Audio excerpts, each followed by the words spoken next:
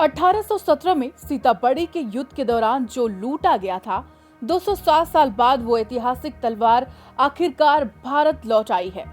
रघुजी भोसले प्रथम की तलवार अब एक बार फिर मराठा भूमि की शान बनेगी।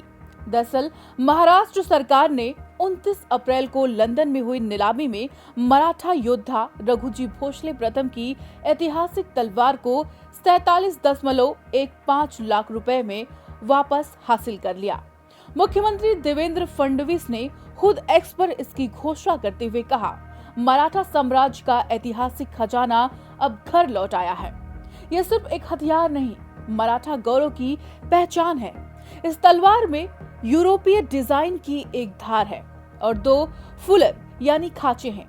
ऋण पर देवनागरी में लिखा है, श्रीमंत रघुजी भोसले सेना साहेब सुबह फिरंग।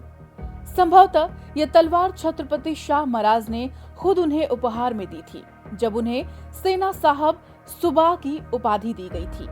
आपको ये जानना चाहिए कि रघुजी भोसले प्रथम वो योद्धा थे जिनकी तलवार ने उड़ीसा, बंगाल, बिहार, एमपी और यूपी तक मराठा ध्वज फहराया। 1745 से 1755 के बीच उन्होंने कई सैन्य अभियानों का नेतृत्व किया।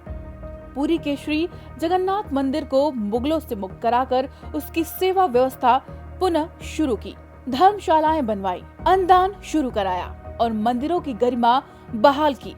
उनके शासन में मराठा सत्ता 2.17 लाख वर्ग किलोमीटर तक फैल चुकी थी।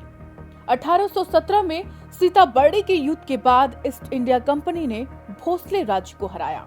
अंग्रेजों ने भोसले के खजाने को लूट लिया और अमूल्य खजाने, आभूषण और हथियार जब्त कर लिए। कुछ इतिहासकारों का मानना है कि यह तलवार उस युद्ध की लूट का हिस्सा हो सकती है या युद्ध के बाद अंग्रेजों को दिया गया उपहार हो सकता है।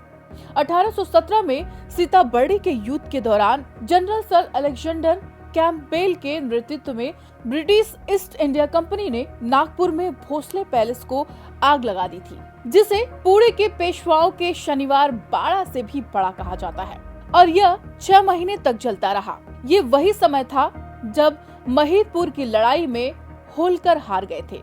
आज जब ये तलवार भारत लौटाई है तो ये सिर्फ एक ऐतिहासिक वस्तु नहीं, हमारी आत्मा का हिस्सा है। रघुजी भोसले जैसे योद्धाओं की विरासत को लौटाना हमारी जिम्मेदारी भी है और गौरव भी। आपको क्या लगता है, क्या और ऐसे ऐतिहासिक खजानों को वापस भारत लाना चाहिए, जैसे कि कोहिनूर? हमें कमेंट करके बताइए। वीडियो जानकारीपूर्ण लगी हो तो इसे लाइक करें, शेयर करें और हमारे चैनल दस्तक टाइम्स को सब्सक्राइब करना ना भूलें।